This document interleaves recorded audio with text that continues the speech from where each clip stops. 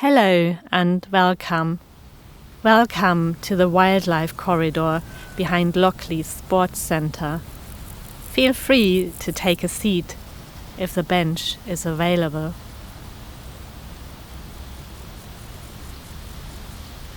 My name's Sylvia, and I'll guide you through this audio experience. As you probably can tell, my voice isn't from here. It's rooted in Central Europe, where the Zitronenfalter, or in English, brimstone, is at home, just like here in Lockleys. I'll come back to this butterfly later. Thanks for listening to Field Stories, a sculpture and audio experience by artists Charlie Clark and myself, Sylvia Riemann, co-created with children and young people and older residents of Lockleys. Have a look across the path and the bog, the shrubs and bushes and the trees. Can you see the blackberry brambles? Depending on the time of the year, there may be newts in the bog and dragonflies hovering around. If you follow this footpath further around the sports centre in the direction of Landseer Avenue, you'll stumble across a little pond that has been created by volunteers. If you follow the path in the other direction, northbound, you will see lots of native shrubby tree saplings, including elder buckthorn, that have been planted to grow into a strip of woodland. The name Lockleys comes from the Anglo-Saxon for a fold in a field, meaning an animal enclosure in a field or meadow. That's how Lockleys started out, with Lockleys Farm surrounded by fields, before it was built up in the 1940s. Nowadays, most of Lockleys has been built upon, but Lockleys Neighbourhood Trust have been working hard to bring meadows back to the neighbourhood. A field in a fold, so to speak. We've asked some of the children, young people, and older residents about their personal stories and experiences with the wildlife of Lockleys. Here is a selection about ponds and blackberry brambles.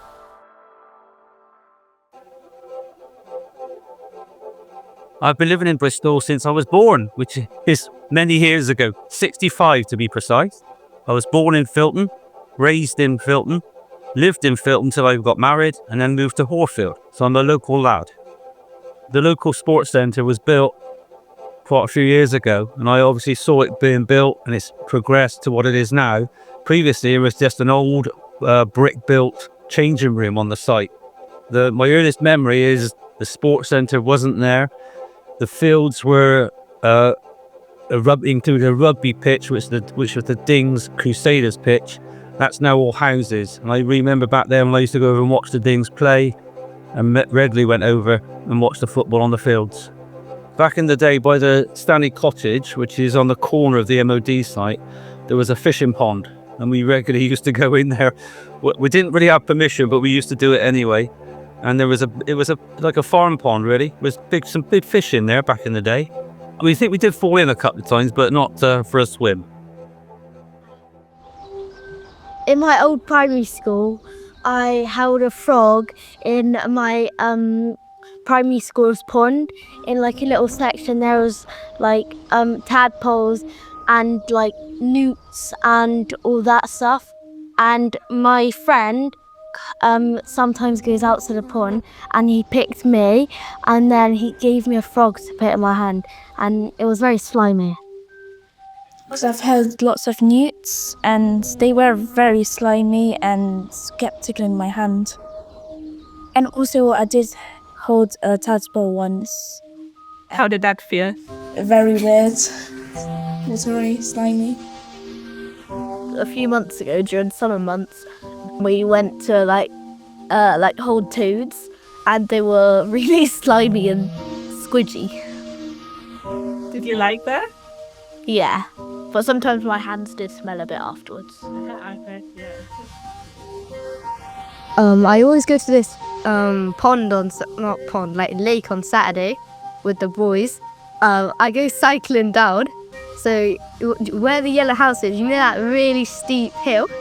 Going really fast down that by a bite, and then go to the pond and eat sweets, and then play football, and then the lake person will be really annoyed because you keep on kicking the ball in the lake.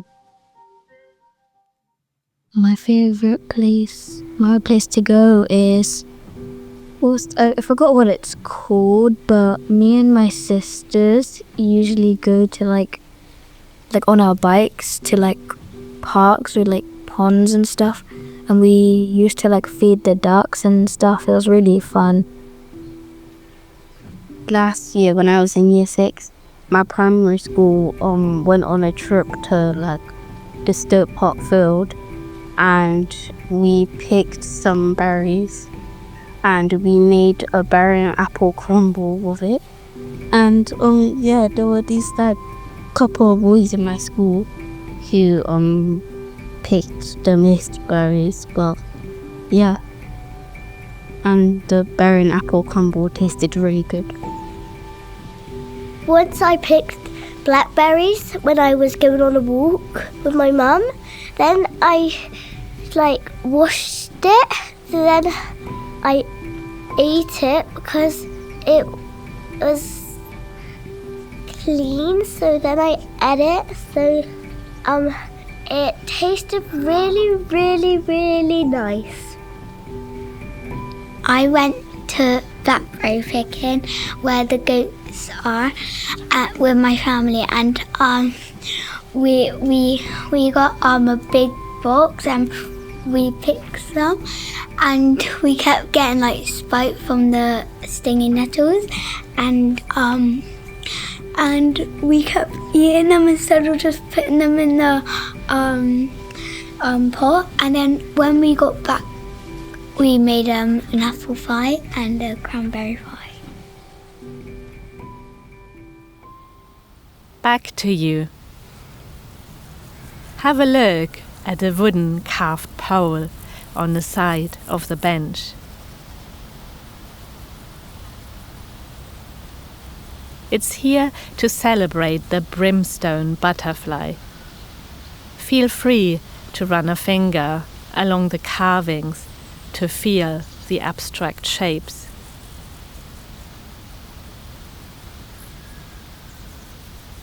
The pattern has been designed by students of Trinity Academy and is inspired by wing markings of brimstone butterflies and the plants that are needed for their survival, which are buckthorn, ivy, and brambles.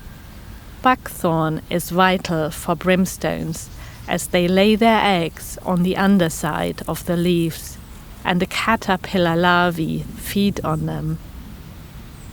Elder buckthorn has been planted here behind the sports center to help the rare brimstone increase in numbers. Hopefully, you'll see more and more of them over the years to come. Their bodies have a greyish tone, and the males are lemon yellow, whilst the females are greenish white, with orange spots on each wing. Brimstones hibernate in evergreen plants, like ivy, holly, and brambles. Have a look across the green landscape and take a moment to imagine small groups of brimstone flying over the bog in choreographed formations.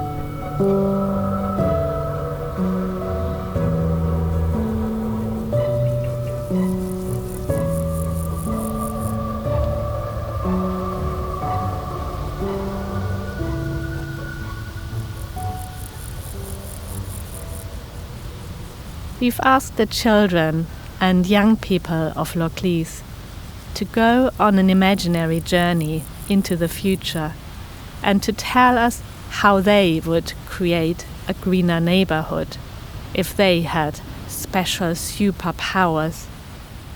Here are some of their responses. I think that we need more plants in the world, so I would plant them. I would water plants, give them lots of sun, make sure they don't die because we don't have much plants in our world.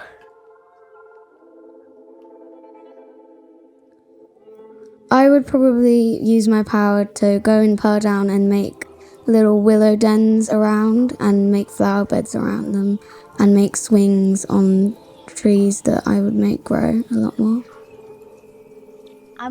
Once upon a time in my dream, I traveled 50 years into the future, and it was a crazy dream. So basically what happened is this superhero gave another superhero powers, but they didn't want it, so they gave me it.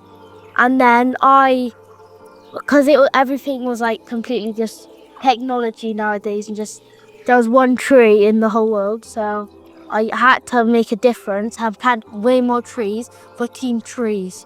So I grabbed my friends and gave them a bit of my superpower, and we changed the world fully green.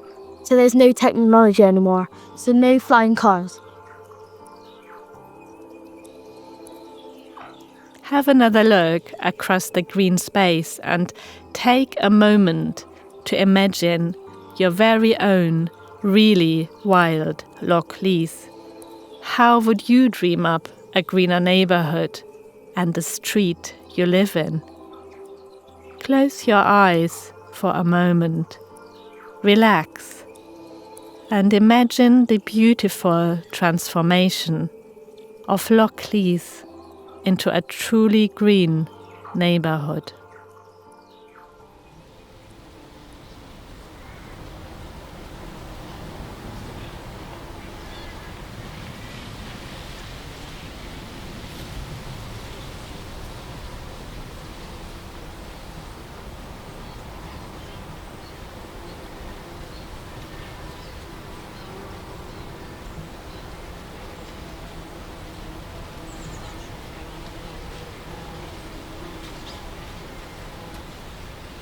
If you like this sculpture and audio experience, why not go and explore the other two sculptures and audio works that are located on Thornycroft Close Green and on Gainsborough Square. Thank you and goodbye.